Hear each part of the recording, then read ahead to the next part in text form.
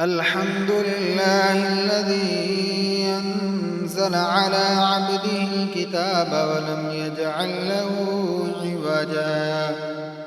قيما لينذر بأسا شديدا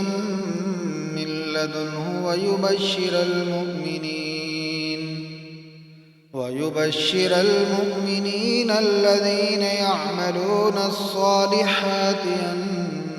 لهم أجرا حسنا ماكثين فيه أبدا وينذر الذين قالوا اتخذ الله ولدا ما لهم به من علم ولا لآبائهم كبرت كلمة تخرج من أفواههم يقولون إلا كذبا فلعلك باخع نفسك على آثارهم إن لم يؤمنوا بهذا الحديث أسفا إنا جعلنا ما على الأرض زينة لها لنبلوهم أيهم أحسن عملا وإنا لجاعلون ما عليها صعيدا جرزا أم حسبت أن أصحاب الكهف والرقيم كانوا من آياتنا عجبا إذ أوى الفتية إلى الكهف فقالوا ربنا آتنا من لدنك رحمة وهيئ لنا من أمرنا رشدا فضربنا على آذانهم في الكهف سنين عددا ثم بعثناهم لنعلم أي الحزبين أحصى لما لبثوا أمدا نحن نقص عليك نبأهم بالحق إنهم فتية آمنوا بربهم وزدناهم هدى وربطنا على قلوبهم إذ قاموا فقالوا ربنا رب السماوات والأرض لن ندعو من دونه إلها لقد قلنا إذا شططا هؤلاء قوم اتخذوا من دونه آلهة لولا يأتون عليهم بسلطان بين فمن أظلم ممن افترى على الله كذبا وإذ اعتزلتموهم وما يعبدون إلا الله فأووا إلى الكهف ينشر لكم ربكم من رحمته ويهيئ لكم من أمركم مرفقا وترى الشمس إذا طلعت تزاور عن كهفهم ذات اليمين وإذا غربت تقرضهم ذات الشمال وهم في فجوة منه ذلك من آيات الله من يهد الله فهو المهتد ومن يضلل فلن تجد له وليا مرشدا وتحسبهم أيقاظا وهم رقود ونقلبهم ذات اليمين وذات الشمال وكلبهم باسط ذراعيه بالوصيد لو اطلعت عليهم لوليت منهم فرارا ولملئت منهم رعبا وكذلك بعثناهم ليتساءلوا بينهم قال قائل منهم كم لبثتم قالوا لبثنا يوما أو بعض يوم قالوا ربكم أعلم بما لبثتم فابعثوا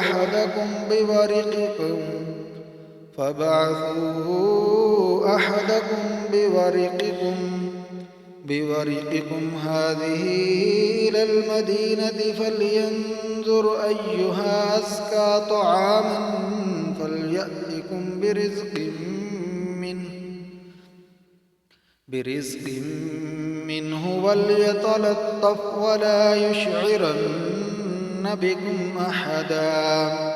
إنهم إن يظهروا عليكم يرجموكم أو يعيدوكم في ملتهم ولن تفلحوا إذن أبدا وكذلك عثرنا عليهم ليعلموا أن وعد الله حق وأن الساعة لا ريب فيها إذ يتنازعون بينهم أمرهم فقالوا ابنوا عليهم بنيانا ربهم أعلم بهم قال الذين غلبوا على أمرهم لنتخذن عليهم مسجدا سيقولون ثلاثة رابعهم كلبهم ويقولون خمسة سادسهم كلبهم رجما بالغيب ويقولون سبعة وثامنهم كلبهم قل ربي أعلم بعدتهم ما يعلمهم إلا قليل فلا تمار فيهم إلا مراء ظاهرا ولا تستفت فيهم منهم أحدا ولا تقولن لشيء إني فاعل ذلك غدا إلا أن يشاء الله واذكر ربك إذا نسيت وقل عسى أن يهديني ربي ليقرب من هذا رشدا ولبثوا في كهفهم 300 سنين وازدادوا 9 قل الله أعلم بما لبثوا له غيب السماوات والأرض يبصر به وأسمع ما لهم من دونه من ولي ولا يشرك في حكمه أحدا واتل ما أوحي إليك من كتاب ربك لا مبدل لكلماته ولن تجد من دونه ملتحدا واصبر نفسك مع الذين يدعون ربهم بالغداة والعشي يريدون وجهه ولا تعد عيناك عنهم تريد زينة الحياة الدنيا ولا تطع من أغفلنا قلبه عن ذكرنا واتبع هواه وكان أمره فرطا وقل الحق من ربكم فمن شاء فليؤمن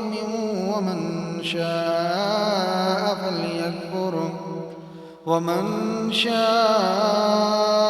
فليكفر إنا أعتدنا للظالمين نارا أحاط بهم سرادقها وإن يستغيثوا يغاثوا بماء كالمهل يشفي الوجوه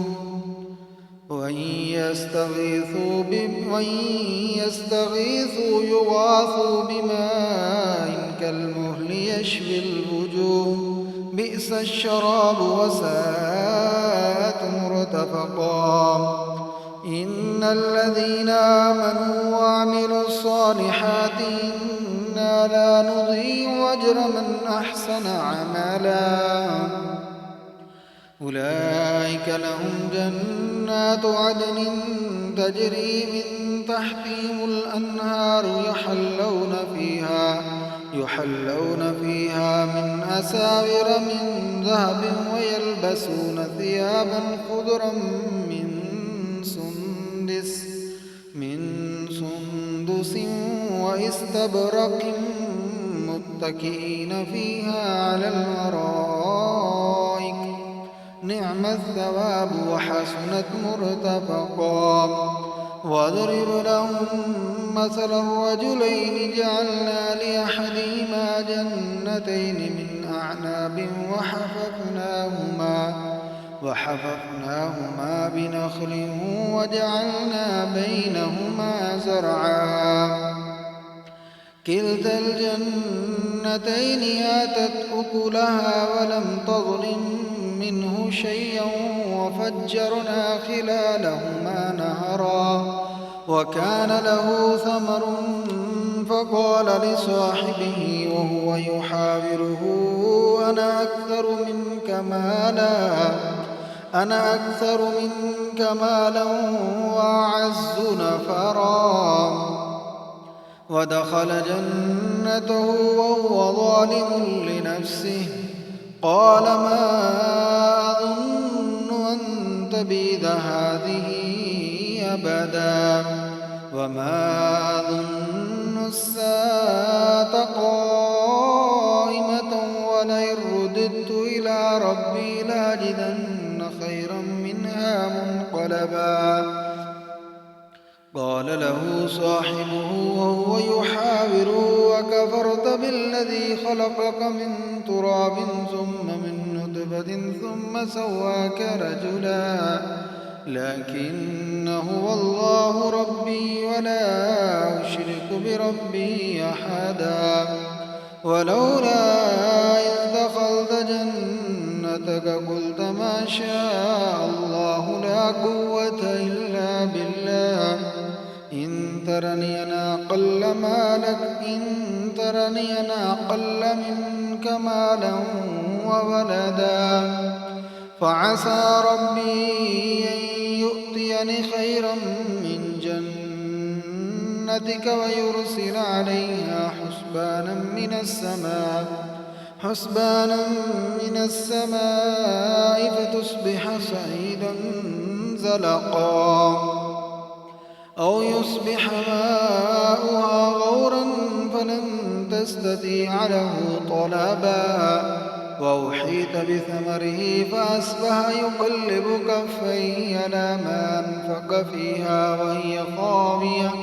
وهي خاوية على عروشها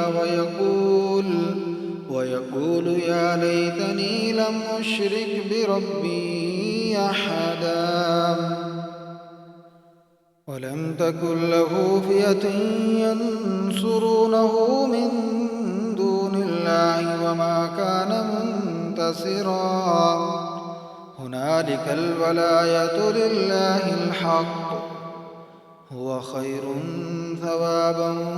وخير عقبا. واضرب لهم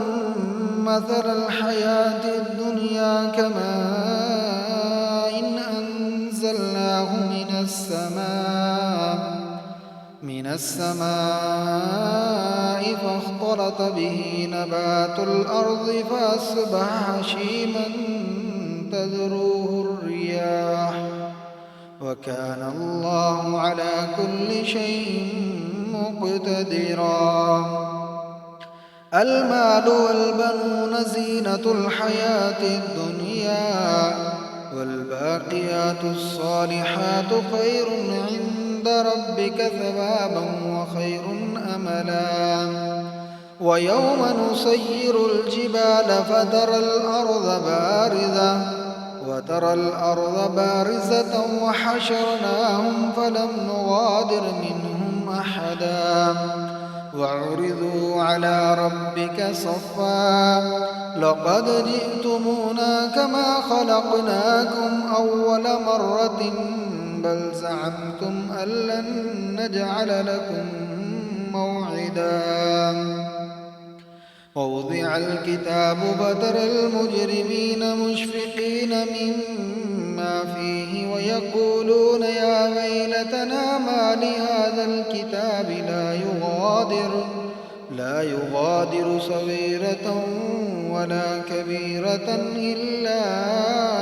أحصاها ووجدوا ما عملوا حاضرا ولا يظلم ربك أحدا. وإذ قلنا للملائكة اسجدوا لآدم فسجدوا إلا إبليس كان من الجن ففسق عن أمر ربه أفتتخذونه وذريته أولياء من دوني وهم لكم عدو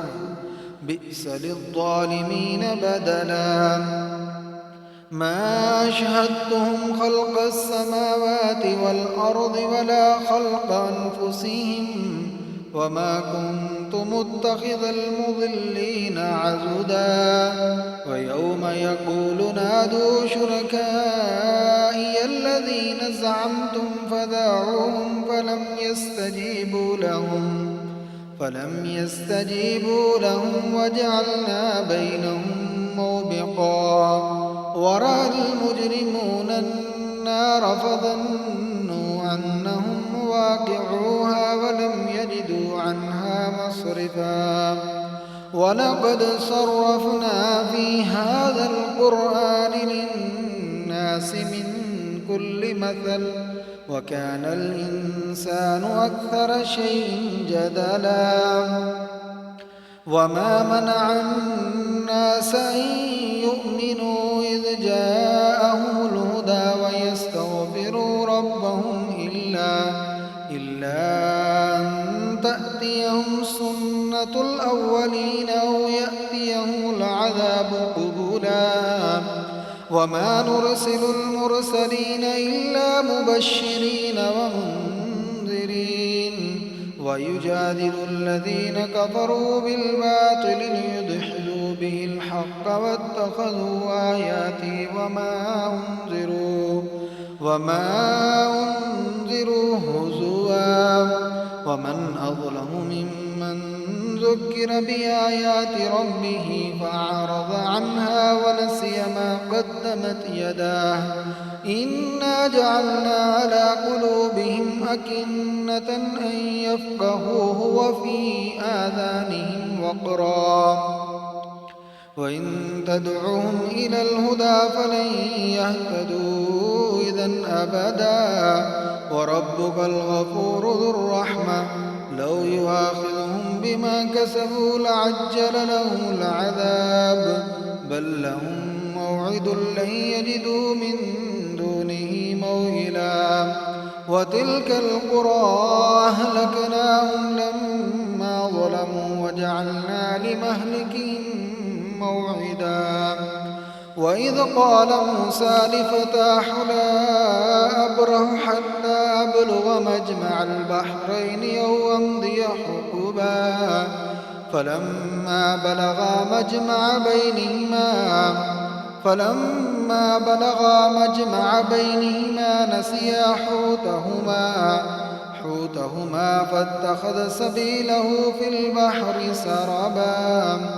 فلما جاوزا قال لفتاه آتنا غداءنا لقد لقينا من سفرنا هذا نصبا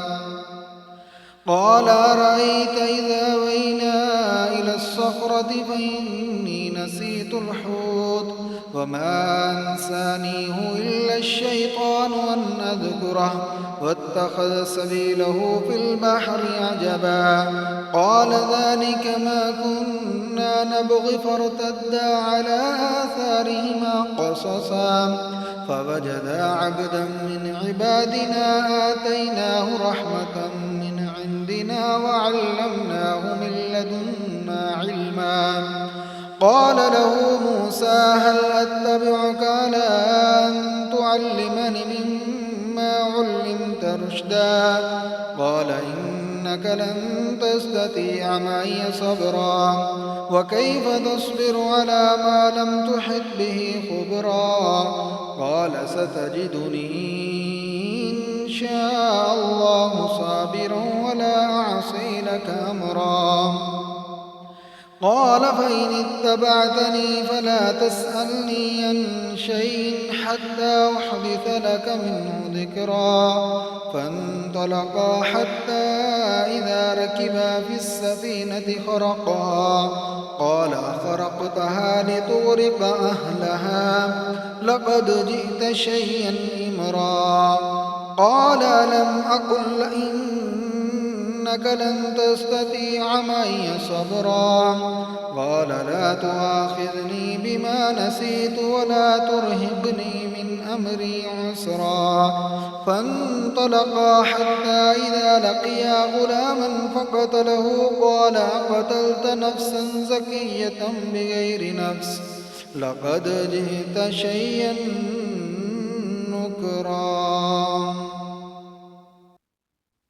قال ألم أقل لك إنك لن تستطيع معي صبرا. قال إن سألتك عن شيء بعدها فلا تصاحبني قد بلغت من لدني عذرا. فانطلقا حتى إذا أتيا أهل قرية استطعما أهلها فأبوا أن يضيفوهما فوجدا فيها جدارا يريد أن ينقض فأقامه. قال لو شئت لاتخذت عليه أجرا. قال هذا فراق بيني وبينك سأنبئك بتأويل ما لم تستطع عليه صبرا.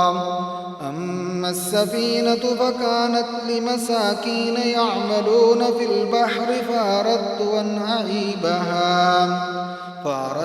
أن أعيبها وكان وراءهم ملك يأخذ كل سفينة غصبا. وأما الغلام فكان أبواه مؤمنين فخشينا أن يرهقهما طغيانا وكفرا. فأردنا أن يبدلهما ربهما خيرا منه زكاة وأقرب رحما. وأما الجدار فكان لغلامين يتيمين في المدينة وكان تحته كنز لهما وكان أبوهما صالحا. فأراد ربك أن يبلغا أشدهما ويستخرجا كنزهما رحمة من ربك وما فعلته عن أمري ذلك تأويل ما لم تسطع عليه صبرا. يسألونك عن ذي القرنين قل سأتلو عليكم منه ذكرا. إنا مكنا له في الأرض وآتيناه من كل شيء سببا. فأتبع سببا حتى إذا بلغ مغرب الشمس وجدها تغرب في عين حمية ووجد عندها قوما. قلنا يا ذا القرنين إما أن تعذب وإما أن تتخذ فيهم حسنا. قال أما من ظلم فسوف نعذبه ثم يرد إلى ربه فيعذبه عذابا نكرا. وأما من آمن وعمل صالحا فله جزاء الحسنى وسنقول له من أمرنا يسرا. ثم أتبع سببا حتى إذا بلغ مطلع الشمس وجدها تطلع على قوم لم نجعل لهم من دونها سترا. كذلك وقد أحطنا بما لديه خبرا. ثم أتبع سببا حتى إذا بلغ بين السدين وجد من دونهما قوما لا يكادون يفقهون قولا. قالوا يا ذا القرنين إن يأجوج ومأجوج مفسدون في الأرض فهل نجعل لك خرجا على أن تجعل بيننا وبينهم سدا قال ما مكني فيه ربي خير فاعينوني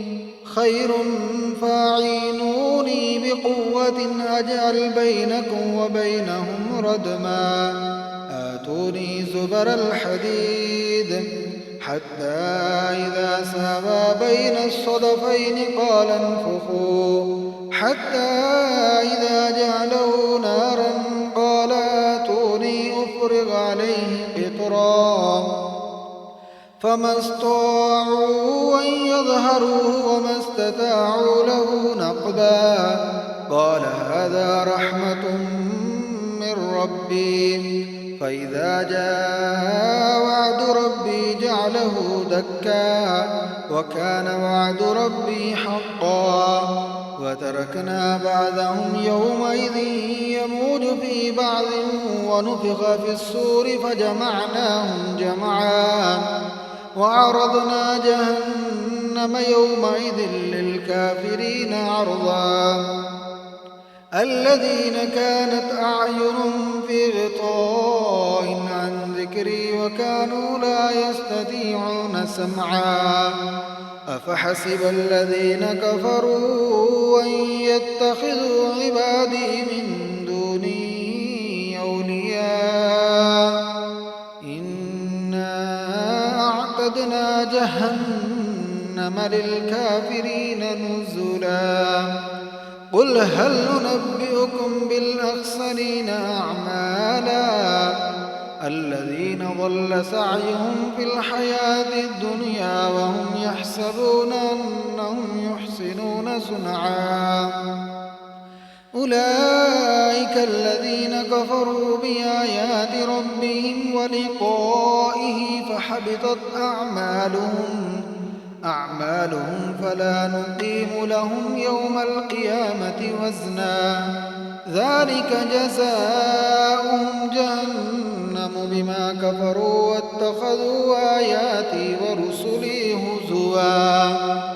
إن الذين آمنوا وعملوا الصالحات كانت لهم جنات الفردوس نزلا خالدين فيها لا يبغون عنها حولا قل لو كان البحر مدادا لكلمات ربي لنفد البحر قبل أن تنفد كلمات ربي ولو جئنا بمثله مددا قل إنما أنا بشر مثلكم يوحى إلي أنما إلهكم إله واحد فمن كان يرجو لقاء ربه فليعمل عملا صالحا ولا يشرك بعبادة ربه أحدا.